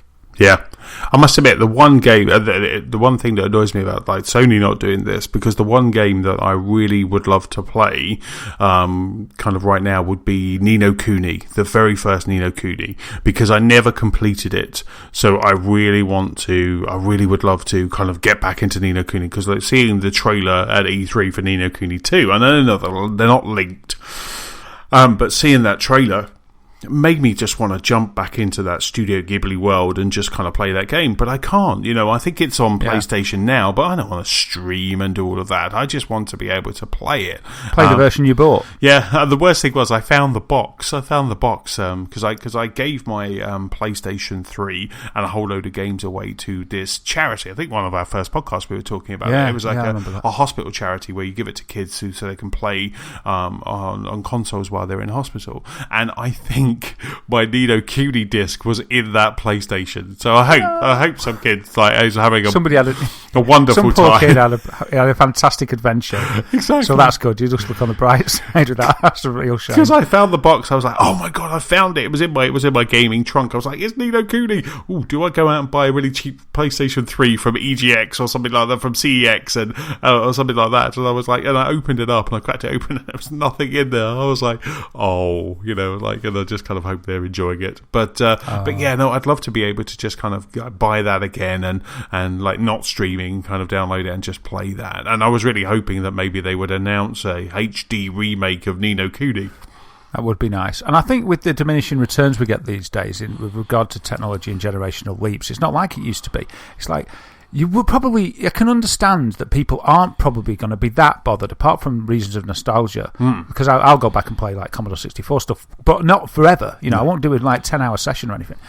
They're not as likely to want to do that as they would to go back and play a PS3 game like Ni no Kuni, because that is a quality game that looks beautiful, that's hours long. It's not like I mean, you could go back and play KOTOR. Okay, but KOTOR probably, I haven't played it recently, but probably feels a bit dated now. Yes. Whereas the better the consoles have got and the better the games have got, the longer it's going to take them to feel dated, isn't it? Mm-hmm. So your PS3 games and stuff, they're going to take longer to feel dated than, say, your original Xbox did, because the games weren't as technologically adept back then. I mean, obviously they're dated more because they've been out more anyway, but what I'm saying is that a game that's used more technology in it, like GTA 5, that isn't going to date anywhere near as quickly as, say, GTA 3, which if you play GTA 3 or look at GTA 3 now, it's kind of surprising how rubbish it looks. When I first saw that, my jaw was on the floor. Whereas GTA 5, because of the, as I say, the diminishing returns with each console generation, that's going to stand up for years and years and years, and you may want to play that particular iteration. I don't know, maybe once you get 6 you don't care, but in years to come an equivalent game of that could still hold its head up high on even like 2 generations has passed it when it was released, and there could be every reason that you'd want to play it and other games like it, so then that percentage could build. And I suppose when it comes to that, maybe the other guys, maybe Nintendo and Sony, if they see that there's games that are going to keep players there, and that percentage, instead of being like 1.5% of so many minutes, becomes, like, I don't know, 20 or 30%, and if it's easy enough for them to do, then maybe they'll introduce it, and I hope they do, because as we both agree, it's a really nice thing. And it's not just the niceness of it, it's the annoyingness of them not doing it as well. Absolutely, especially because they are kind of trying to one-up each other. You'd expect like Sony to actually announce that, because then that kind of shuts down that one thing that Microsoft can shout about. I know they've got lots of things, especially with True 4K, all of that, but that kind of backwards compatibility, I think, holds more weight than True 4K right now. So for them to, if I was Sony, surely you kind of nullify that kind of talking point by doing the same thing. Yeah, Yeah, it's shocking, really. That I can't believe they haven't done anything to respond to that. I expected the price of PlayStation Now to plummet, but it never did, and I suppose that must be because enough people are doing it. I'd love to know the stats for that, wouldn't you? I'd love to know. Yeah, I would absolutely love to know. I think we'd probably be surprised that those... Because surely there must be enough people subscribing, otherwise they'd drop the price. It's simple as that, isn't it? You know, people vote with their wallets and... They're just proud. They're just too proud, so they won't pull it. They're paying millions for that infrastructure, but they're like, we're not going to show anybody that we made a mistake. There's one person in Arkansas that's using it on a daily basis. They're like, we've got to keep it alive. Look at it. He's using it. Yeah. They get demon bandwidth, though. Yeah. We have active. Imagine in a Sony PowerPoint, we have active players, and there's a big asterisk next to it on PlayStation Now, and it's just, especially because I thought they were kind of closing it down because they shut it off, didn't they? They shut it off on the Vita. They shut it off on TVs. You can only kind of play it on a few things now as well. So where before it was you can play it on everything, now you can only play it on like PC and PlayStation 4. Yeah, that just makes it more exclusive. It does indeed. It makes it. So yes, so that's really interesting. So no, I'm looking forward to the first wave of the Xbox OG Xbox. I think is the only way that you can say it. The original Xbox. I'm looking forward to the first wave of those, just to see what's there. Like I say, for a bit of a nostalgia kick. But I don't know. I don't know about you, but I have some games in storage, but I think I sold most of my games. Yeah, I don't know if I've got any Xbox original. I'd have to have a route through the boxes in the basement where my GameCube and my Donkey Konga with bongos live. those bad purchases that you made. What are you trying to say? Along with your multiple rock bands. Yeah, and Jungle Book Groove Party, including dance mats. 2 dance mats. Wow, awesome. Wow. So the next piece of news is with me. Obviously, E3 has been and gone. We are still kind of looking fondly at all of these announcements and all those trailers. But speaking of trailers, YouTube announced the most viewed games of E3. So this was from the 9th of June to the 14th of June. So which game won E3 on YouTube? Well, of course, we're going to count those down. So we have the top 10. So YouTube have put up the top 10. And number 10 is a bit of a weird one. Number 10 is Dragon Ball Fighter Z. This was played at the Microsoft conference and obviously was then available to download or to watch from Microsoft's website. But it was so Dragon Ball Fighter Z came in at number 10. It's got a big audience. The kids love it. I thought it was really weird. And next up at number 9, we've got Need for Speed Payback. Okay, so which we was like that. A big favourite of yours. And then obviously Anthem. I thought that would actually be higher. That fantastic trailer from Anthem, bit of gameplay. The one that I thought would actually top the charts, it was Marvel Spider-Man. So Marvel Spider-Man from Sony, that's number 7. Super Mario Odyssey is number 6. Wow, okay. Wow, there's a few here that I would have thought had been higher. I know. I just maybe because they just did like 9th to the 14th. Maybe Mario Odyssey didn't have enough time to kind of get views. Yeah, it wasn't fair. Yeah, I was actually going to go out to all of these and just jot down their active numbers right now. God of War from Sony, that was number 5. Call of Duty, WW2, was number 4. FIFA 18 was 3. Crikey. Assassin's Creed Oranges was number 2 from the Ubisoft conference, and number 1, it was, I'm quite happy about this, was Star Wars Battlefront 2. Fair enough. That awesome trailer for Star Wars Battlefront 2. So that was kind of... So it's a healthy list. There's some things that I'm surprised aren't there. But it's really interesting because IGN also kind of published a similar poll. So it was the IGN, so people that had been kind of accessing the IGN pages. And it was almost similar to this, especially the top 5 was pretty much identical. So it definitely looks like Assassin's Creed, Star Wars Battlefront, FIFA and Call of Duty are the big kind of winners of E3, which, if you just look at those, you can tell why Sony have decided to not publish any first-party games this fall, because they're the ones that are piquing people's interest. Yeah. There's no need, is there? No. If they came one a month, one after another, which they probably won't, but you know what I mean? That's just... It's like, that's okay. Gamers will be happy. Yeah. I'm surprised, actually, that... maybe FIFA or Call of Duty didn't top it, just because there's that whole audience that their console is only for that. isn't there? There's millions of people that they just play Call of Duty or FIFA, and they just buy each one when it comes, but they're not really interested in anything else. Yeah, but I guess you've probably got a Venn diagram. Yeah, exactly. You've got a Venn diagram of people who like FIFA and people who watch E3. And the middle bit is what made it number 3. But there's probably a lot of people that they don't care about that next game until they start seeing it on billboards, and they're like, right, time to get a new FIFA, and that's it. There's no rush, is there? No. Yeah, fair enough. Yeah, but yeah, it's a good list. I'm surprised Anthem wasn't higher as well.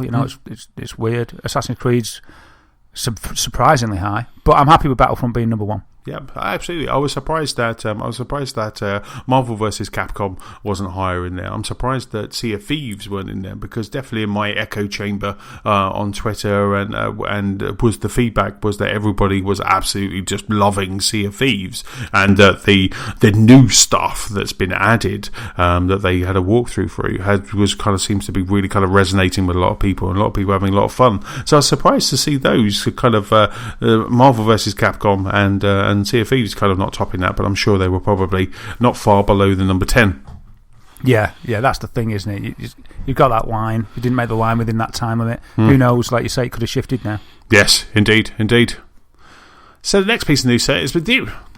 It is. So, been talking a lot with the advent of the Xbox One X and the PlayStation 4 Pro, as we know. It's been out for a while. But, these games, these consoles, I should say, they're all geared towards one thing. Really, they're pitching to the 4K gamer. Maybe the Xbox One X is pitching to the 4K gamer even more, because it's got more power. So that's great. But, I hadn't thought about this. But I've seen a few articles here and there during the week about this issue that I hadn't thought about much. And that's the size of the games.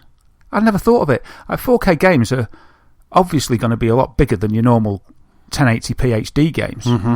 And I was kind of like, oh yeah, of course they are. And then I thought, blooming out, if you get a terabyte console, you might not be able to store as many games as you think, especially when it's recently been noted that Forza Motorsport 7 size on the Windows Store is 100 gig. Wow. And I was thinking, now that compares with things like Halo 5 and Gears, games that have been getting loads of add-ons over a long period of time, So you can sort of understand it, because you get the game, it's probably about 30, isn't it? But they keep adding and adding and adding, and that's great because it rounds out and fleshes out your gaming experience and stuff.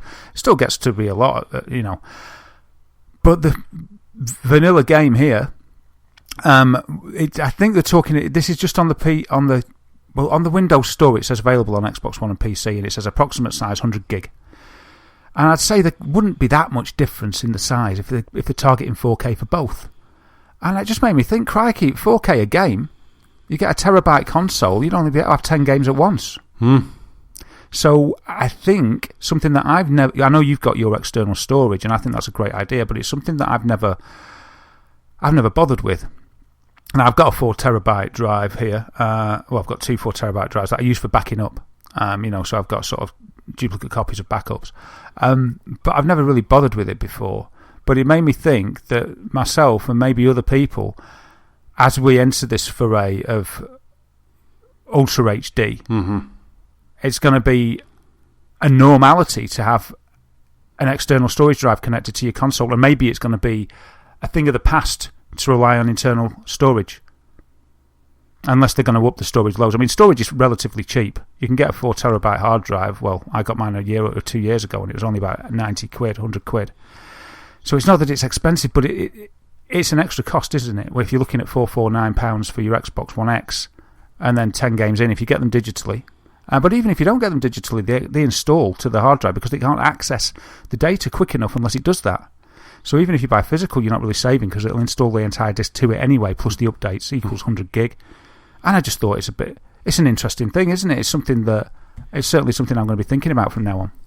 Absolutely, you're spot on, because like I say, I've got kind of one I think I've got a 2 or 4 terabyte. I can't remember if it's 2 or 4, but I've got a 4 terabyte hard drive that I have for when I switch between the Xboxes. But you're right, the Xbox One X is going to be the one that's obviously in the main TV, and I'm thinking that I need another one for that because you're absolutely right. With just 1 terabyte, that's not a lot of games at all, and it's not enough, is it? No, especially for me, who I buy all of my games digitally. So.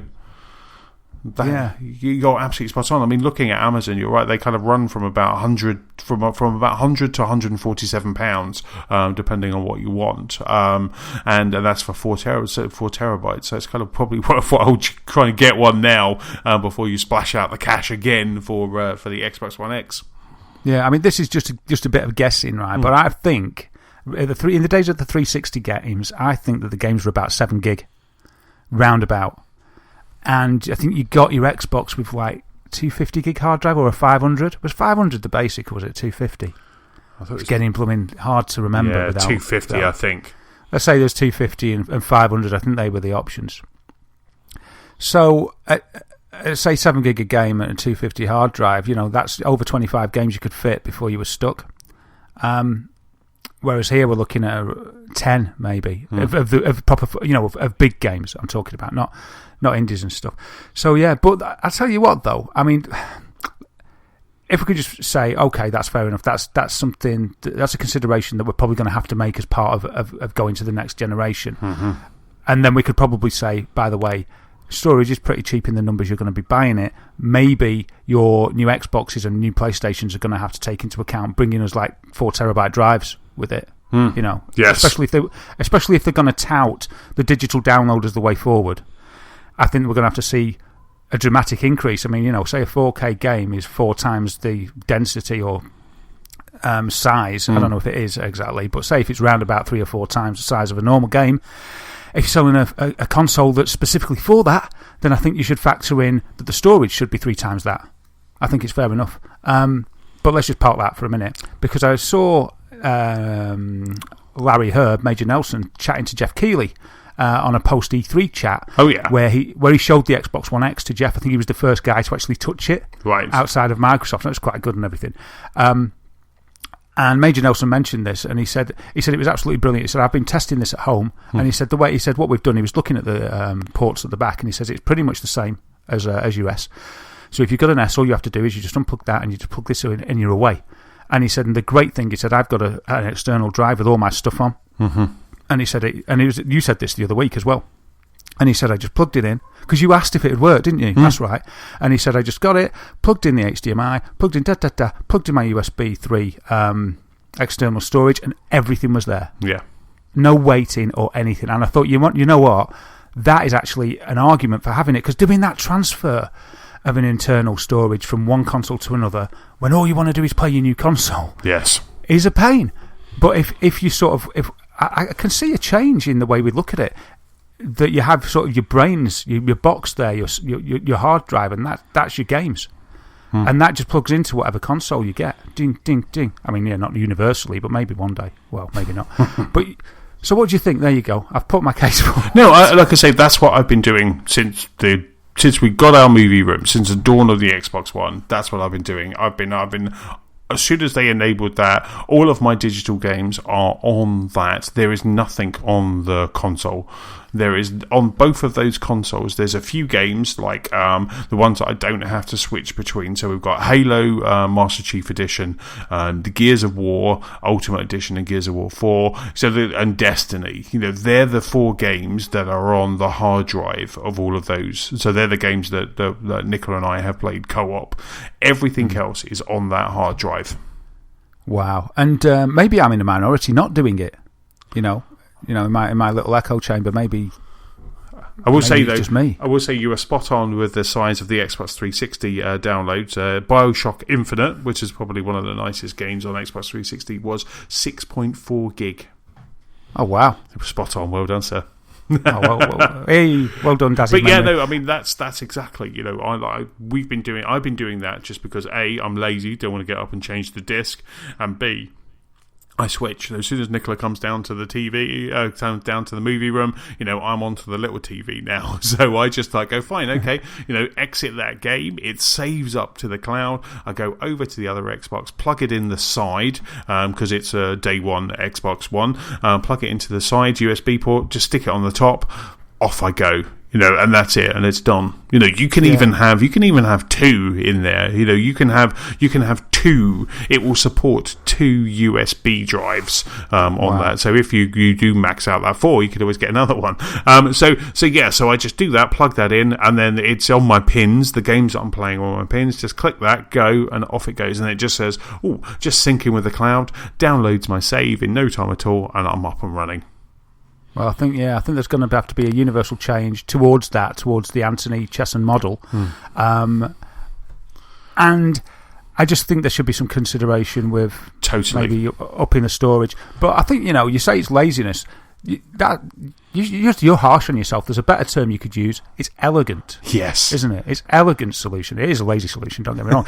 I'm well up for it, but it is elegant. And why not just say it's elegant? But Star Wars Battlefront, Viva Pinata, all of these are just a click away because they are digital on both consoles. Now, obviously, I totally agree with you. I think that because of the size of the games, because of what we're getting to, the Xbox One X, and maybe this will be on the Xbox One XS, it should have come with a 4 terabyte hard drive. Hard drives aren't that expensive, so it should have maybe that was all they could fit in that size without it kind of blowing up.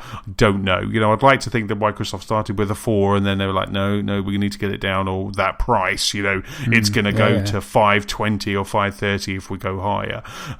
But the great thing, I guess, about the PlayStation 4 is that you can switch out the hard drive, can't you? Yeah, you can. Yeah. So, I don't know, does that validate the warranty now? Or because I saw the other day on PlayStation's blog that there was actually a step-by-step of how to do that. So they sort of talked about it. Yeah. Right from the off, so I'd be really shocked if it did invalidate the warranty. I think it did on PS3. Yes. But the PS4 now supports external hard drive games, which it didn't used to, did it? It was just recently that they changed that. Because I remember I was talking to somebody and they were like, I'm running out of space. And I was like, plug a drive in. They're like, it doesn't work. And then I Googled it, because, as I say, I've never tried it. And I was like, you what? I can't believe it. But then about a month after, there was a patch release that fixed it. And I was like, wow, that's a long time coming. But unfortunately, you can't have the same external hard drive because I guess Xbox formats that hard drive in a certain way, and proprietary. PlayStation will as well. Because wouldn't that be cool if you just had one 4 terabyte hard drive that you had PlayStation and Xbox games on it? All of a sudden, the news is like hackers are able to play Horizon Zero Dawn on Xbox One. Oh god, that would be so cool! And so does it format your drive when you plug it in? Yes. It's like so you can't have anything else on the drive. It's got to be all dedicated to. Yes, Xbox. That's right. Okay, yeah, cool. So it does that kind of, and then you can give it a name.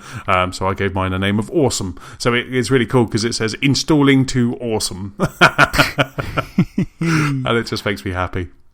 I like it, but I just thought it was an interesting point. Absolutely, I hadn't thought of it. Yeah, no, that's really interesting. So available on Amazon. Go and take a look because it might be worthwhile start investing in that while you're saving up for your Xbox One X.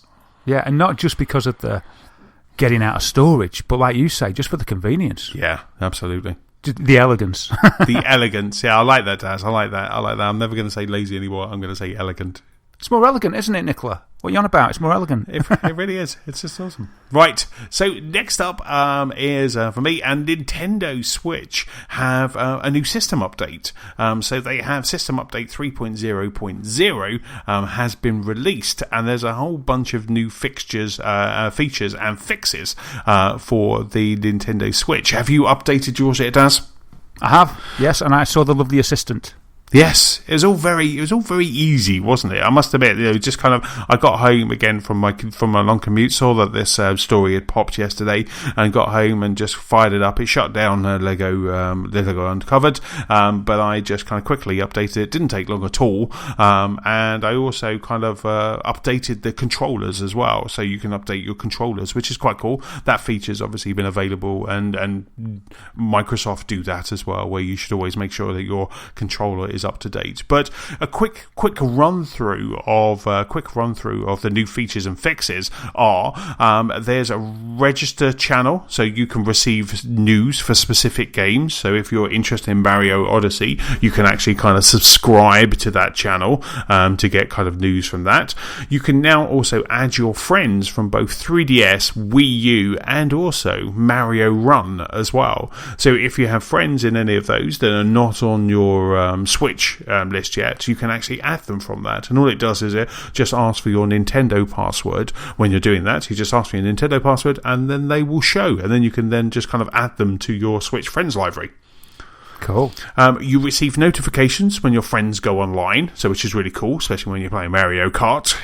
So that's really cool. You can find paired controllers within communication range by activating the vibration feature. So this is very similar to kind of Find My Phone, or like on my Apple Watch. If I can't find my phone in the house, Apple Watch has this thing where you swipe up and then you can kind of click on this thing and it will just send out like a sonar. You can just hear this boom, boom, boom, boom, boom, boom, and then you could just like go, okay, I can hear my phone. Where is it? And you can just kind of get closer and closer to your phone. So you've now got that. So if Sam's like just put a controller down the back of the sofa or something like that, you can now find that paired controller within the communication range. That's really good, yeah, because I've got 4 Joy-Cons split apart all over the place at the moment, so that could come in handy. Exactly. You can change the user icon order on your home menu, so if you have more than one users. You can select from 6 new Splatoon characters. We're getting close to Splatoon launch. You can change the system volume from quick settings, and also you can lower the maximum volume for your headphones or speaker connected to the audio jack. So if you've got a headphones or speakers with a little kind of volume up and down, you can use that rather than using the buttons. They have also made the sound that's coming out of that port louder as well, because a lot of people with headphones have been complaining that it's quite quiet, even when you're at max volume. So they've made that a little bit louder. Oh, that's good. I've never listened on the headphones, so I don't know how loud it was, but if it was quiet, that's good. You don't want to be on a train and not be able to hear the game. Exactly. Well, I mean, I do that sometimes, because I'll play a game, but I'll be listening to a podcast, and I do that a lot, and then that's really weird, I think, sometimes, because I'm missing out on that lovely game soundtrack. You can change the display colours to invert colours or grayscale. You can connect a USB keyboard to the dock to type whenever the keyboard is on the screen. Very cool. You can use the Nintendo Switch Pro Controller via wired communication by connecting the USB charging cable, so it wouldn't work before. You couldn't use it wired, so if the battery ran out, you were buggered until you kind of recharged it. Right. You again updated connected controllers. So like I say, go to your controller menu and just say update controllers, just to make sure that I need to do that. Just like I say, I always check. I always check that on the Xbox as well, just in case there's been any changes to the Elite controller or the normal controller. I'll be trying it on my new Joy-Cons because the left one's broke. Oh, really? So it's got to go back, but I'll try that first. It might fix it. Right. Yeah, it's the same as the other one. Oh, no. Grr. Oh, no. Yeah. And then the last one is they've added a feature that suggests deletion of software if there is insufficient space when downloading other software. And apart from that, there is also some new, more kind of general stability improvements and to enhance the user experience. And Bluetooth headset compatibility, of course. No. I'm joking. Oh, God, I hate you so much.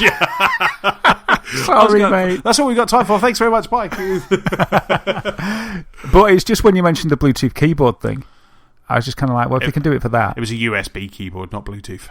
Oh, sorry, I thought you said Bluetooth. I missed that. Oh, I hate you so much. Right, so that's it. So that's the Xbox step. Sorry, that's the Nintendo Switch update. So it's quite nice to see that. And I'll put a link to the update page so you can see all those updates. But it's quite nice to see that we're getting those updates. It would be nice just to kind of keep them going. You know, it's like I think when Microsoft first came out with the Xbox 360, they used to kind of do monthly updates, and that was always quite nice to see kind of new things and features being either kind of enhanced or fixed. And I really like that. So it's quite nice that they are kind of keeping these going. Yeah, a bit of community, giving the community back what they're clamouring for. It's really good, isn't it? It's keeping abreast of what people are crying out for, and then showing that they're delivering that. It's really nice. Makes you feel looked after. It does indeed. It does indeed. The next piece of news, chap, is with you. It is. So speculation season is not over, contrary to E3 being over and done with, because apparently Sony kept some announcements back from E3. Oh, the swines. The swines. You say that, but it gives us more to look forward to and speculate about. I'm glad they did. I'm really glad they did, actually, because I was thinking if they didn't, I think we speculated on that, I think, when we were talking about the Sony conference, didn't we, that they have a few events, don't they, and they've got to have kept some stuff back. They're not going to all throw it at E3, are they, when they've got the PlayStation Experience coming up and stuff, and we were kind of like, well, please have some more. But I don't know, maybe they've withheld some of the best stuff, maybe, and... Well, we'll see. But anyway, it's been confirmed because president of Sony Worldwide Studios, Shuhei Yoshida, he confirmed it that Sony has held back some games. It was an Indonesian gaming site called Jagat Play, and they asked him whether or not there were plans to show something bigger at either PlayStation Experience or TGS Tokyo Game Show. To which Shuhei replied, "We have no plans to talk about that, but there are things we have held. We chose not to show during this E3. Of course, there will be some more news coming out of our teams later this year." So he admitted it. They basically held back. They've got 2 other events. It's understandable. Absolutely, because if you think about it, we never saw anything from Media Molecule. We never saw anything from Sucker Punch, who haven't made anything from it Infamous. And Shuhei Yoshida has actually been saying on other podcasts that he's been playing Sucker Punch's game. Yeah, they've been making it for years, haven't they? Yeah. A year or so. For like the last 2 E3s, he's been like, yep, I think last E3 he said, I started playing it, playing an early build, very interesting. And this E3 said, yep, I've been playing it a lot.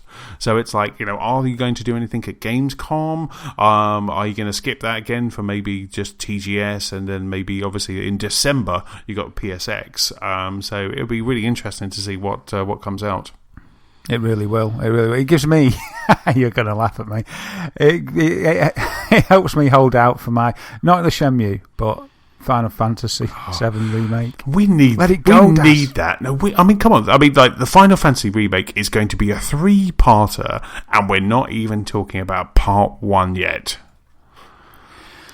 Come on! I was listening to an E3 wrap up on another pod that's not the Lost Park. It was another pod, and they were saying, what we should be getting right now is like the Dust Guy. Let us run round. What was the hub in Final Fantasy VII called? Midgar. So let's run round Midgar. Let's have a look. Let's be Cloud and run around Midgar and just kind of, while we're waiting for it, just show us what the environment's like. And I thought that was really interesting. And I thought, that I would love to do that. Yeah, that would be amazing. And that, when I first got Final Fantasy VII, I thought that was the whole game. It was like, that's why that game had such an effect on me, I think, because when it pulled out and Midgar was just a spot on a massive map. Yeah. It was truly one of those moments that probably can never be done again.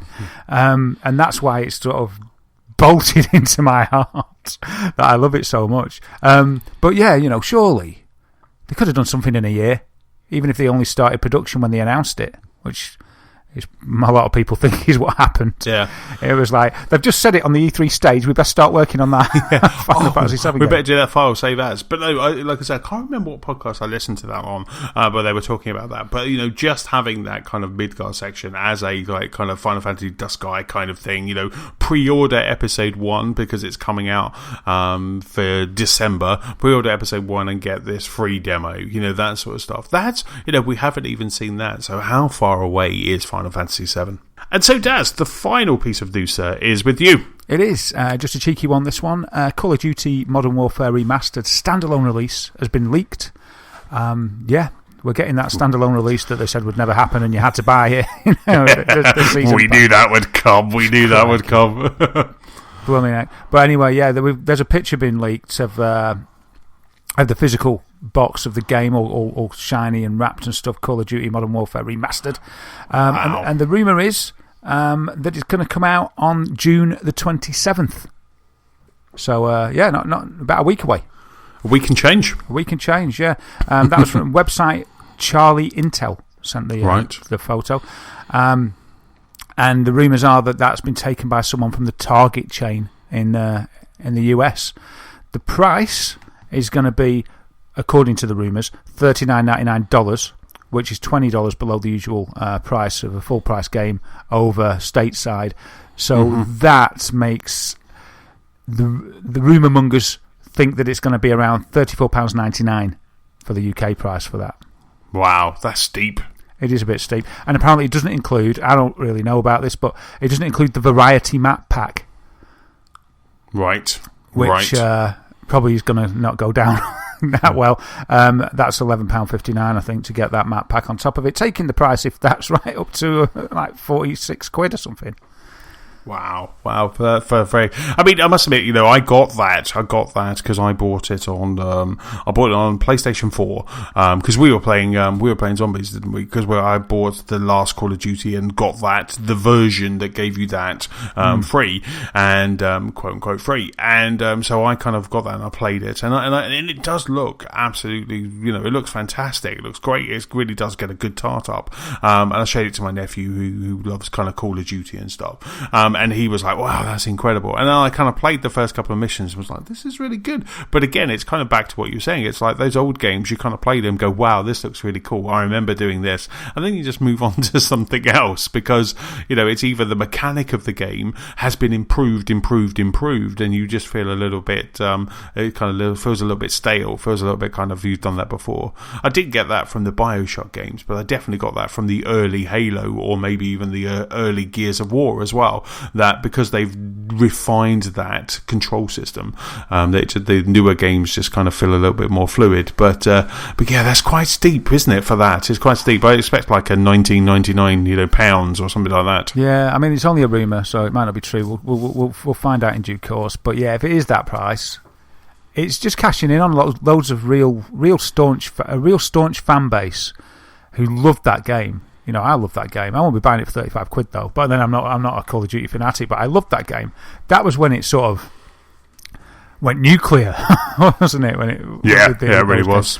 And it's loved so much by the fans. And there's so many of these fans that are just that have given them so much money over the years with the different DLCs and in-app purchases.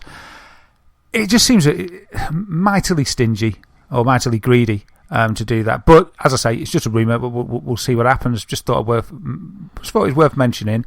No, very good catch. Well done. Could be out in just over a week. Wow, excellent stuff, fantastic. And that's it for our regular news. It's now time to head over to the VR news desk for all the latest in VR. VR desk. Yeah, here we are at the VR desk. It's been a while. So let's go through what's been going on in VR. There's not much because me and Antony are melting. If we carry on much longer, we'll just be puddles of people on the floor. So let's get on with it. What have we got? Sony's been talking about the PSVR marketing, which is quite cool. So Shuhei again. He's been talking about holding back some of the games. He's also been talking about how he held back some of the marketing for PSVR. I don't think it was the same interview.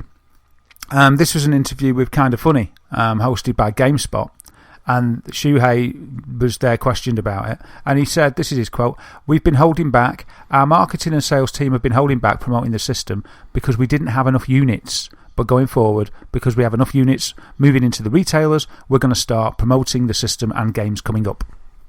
So it looks like they were being a bit cautious because they didn't have the components. But now, from what Shuhei's saying, it's a thumbs up on the distribution line. So they're going to get behind a bit more advertising, a bit more selling, and most importantly, not only for the people that maybe are about to buy one, but for the guys that have got one already, the games. So it's good news. That's really cool. I mean, it was. I mean, I watched that interview. It was on the kind of Funny's YouTube page, and I kind of watched that because I do like Shuhei. He's such a great character, isn't he? He's just such a fun character, and I'm surprised he's not used more for Sony because he is just such a great ambassador for games. And And that really kind of surprised me that they didn't want to almost kind of, they didn't want to frustrate kind of potential buyers, because if you see the advertising for PSVR and they go, I want to go and get that, and then you go to your Argos or you go to Amazon and it's out of stock, that's going to be, you could potentially lose a customer, couldn't you? Because you've got them hyped and then they can't buy that machine, that piece of equipment. They go buy a Switch instead or something. Exactly. Screw it. I'll go and buy, exactly. Go and buy a Switch. And so it's understandable, and then hopefully, again, we got a handful of games. A couple of them looked absolutely amazing, as we were talking about last week, including Moss, which is kind of like playing from almost a third-person perspective, which I quite like the look of. So it'll be really interesting to see what they start doing now that the production line is ramping up. Yeah. So watch this space, I suppose, and we'll see. The proof will be in the pudding. So we'll see what happens over the next few months in the run up to Christmas, because that's going to be an important time when they could shift many of these. It's a great Christmas present, for those that have got a few quid spare. If you've got enough money, and you're looking at it, even just to try, because it's just so different than anything that's come before. It's an amazing thing to have. So they can sell them on novelty alone, but they need that marketing. So we'll see what happens. So maybe the short supply and the prices wasn't just because they were selling out. Well, it was because they were selling out, but maybe it wasn't just because of demand. Maybe it was because of short supply, which is a little bit different, isn't it? Yeah. I mean, if you think about it, they've sold over 1 million. Yeah. They've sold more than Oculus. They've sold more than HTC Vive, potentially combined. Yeah, I think it is combined. They've sold more than both, yeah. So that's a lot of units, and I guess if you're a game maker and you're going to say, right, okay, let's put something out on PlayStation VR, then you're kind of only expecting maybe 50% of that with a good push to kind of buy that. But that's still kind of 500,000 for a game. So, like I say, Moss looks really interesting. We're getting Super Hot very, very soon, which I'm really looking forward to, because I've never played Super Hot and people are raving about that. So there's a couple of games in the pipeline for me, and also, I want to stick more time into that Star Trek Battlefront. Oh my god, I just annoyed every nerd, and the nerd and geek in me as well. The Star Trek Bridge Crew. We've got some good times ahead. I'm hoping. I think it's picking up. Early adopting can often be a hard path, as me and you know, only too well. But yeah, I think things are picking up there. Yes. So that's really good. But on the other side of the spectrum, we've had Mr. Phil Spencer himself having a little chat about VR possibilities on the Xbox One X. This was on a chat with Giant Bomb's Jeff Gertzman. So I don't know if you saw that one. I did. I sent you the link because I said, watch this, it's awesome. Oh, did you? I haven't watched it. I've only got so much time, man. It's a really good interview. Actually, do you know what? I'll stick a link to it in the show notes. And I'll watch it. So you'll watch it then, because it's a really good interview. It's a really relaxed Phil Spencer. It's a Phil Spencer who's not talking. It's not sound bites. He's not talking about sound. He's just sitting down, talking to a friend. He did say at the end he really liked what those Giant Bomb guys are doing, like their voice, like their tone, and he just really enjoyed kind of going on their E3 podcast. So I will stick a link in the show notes, because I sat there and I really enjoyed it. Manny, a friend of the show, Manny, sent me a link, said, look at this, watch this, and so I sat down and kind of put it on the big TV and sat down, and I really enjoyed it. Phil was very relaxed and very just very engaging with Jeff Gertzman. Oh, brilliant. Well, yeah, I apologise for that. I haven't had the time, but I will make the time. It sounds really good, especially as I'm reporting a story from the interview that I haven't watched. I was like, wow, he's pulling a story from that link that I sent him. This is amazing. I was only joking. Of course I watched it. That's where I got the story from. Wicked. Go for it. Demon. Edit. So, good recovery. So, when he was asked about the lack of VR at the Microsoft E3 presentation, he said that he is long-term bullish and a believer in the category. He said he had some reservations about, basically, he doesn't feel that it's ready for a family. It's ready to be used easily, is what he's getting at. He talked about the cords. He said there's just more people to think about than the VR hardcore, and he was saying he says that he thinks they need to lose the cords at some point. And he says that he thinks we're a few years from that. So what I think he's getting at is it sounds like the Microsoft slant is that they want it wireless. They want it to be very easy, very consumer friendly, and not at all a faff. Yeah. And I think it's a fair point, because even PSVR is probably the simplest one. But even that's done your head in with its blooming cable splitter box and things like that, and the faff of messing about. So I can understand where he's coming from. Why do people usually get a console? They just want it to work, don't they? Just plug it in and that's it. No faffing about. So where he's coming from here, it sounds fair enough, really. He's saying the technology is not quite ready for the ease of use that we want. But he said as far as the power of the box is concerned, it could run it no problem.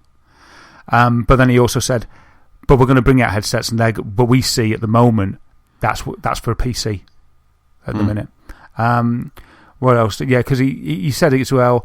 The power of the box is fine in terms of having a VR or MR, that's mixed reality, experience run on it. It's really that family room environment that we're struggling with.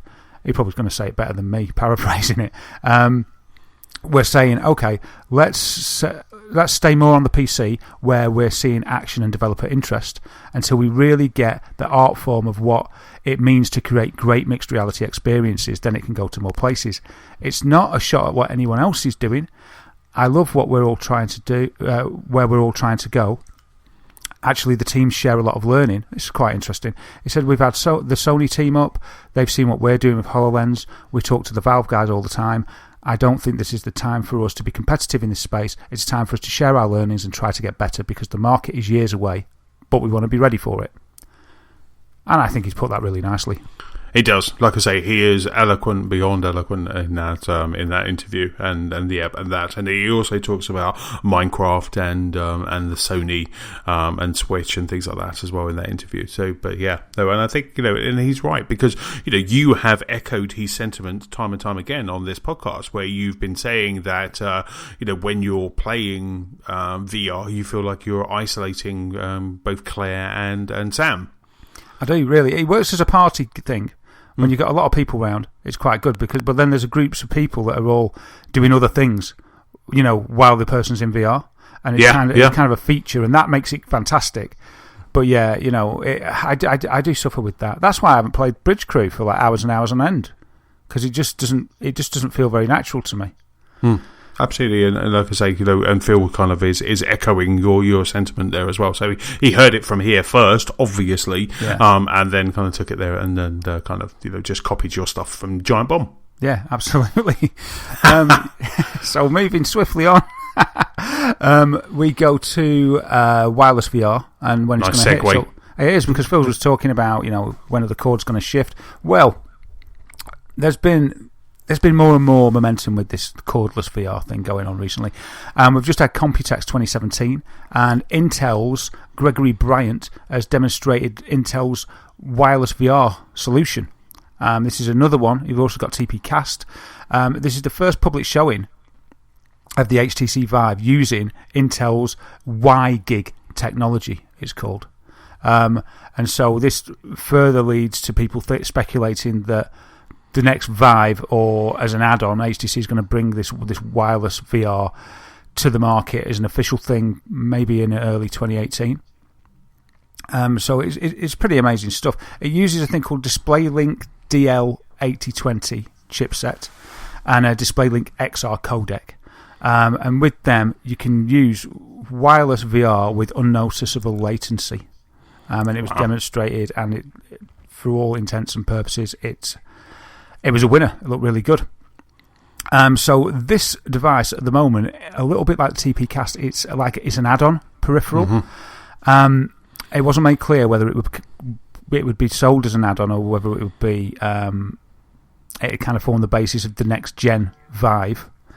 But because of the early 2018 date, it's thought that it'd probably be an add-on first. And then later on, when Vive comes out, because then I don't think the Vive 2 is planned to come out for quite a while, probably maybe late 2018, early 2019, or something like that. So you think that it's just going to be an add-on. And as we spoke before, there's so many add-ons you can get for blooming Vive these days to bring it up to sort of what the second one would be like. But the interesting thing about this technology as well is that they're ready for the demands of what you might want to call second-gen VR, because this technology is capable of delivering dual 4K signals at 120 frames.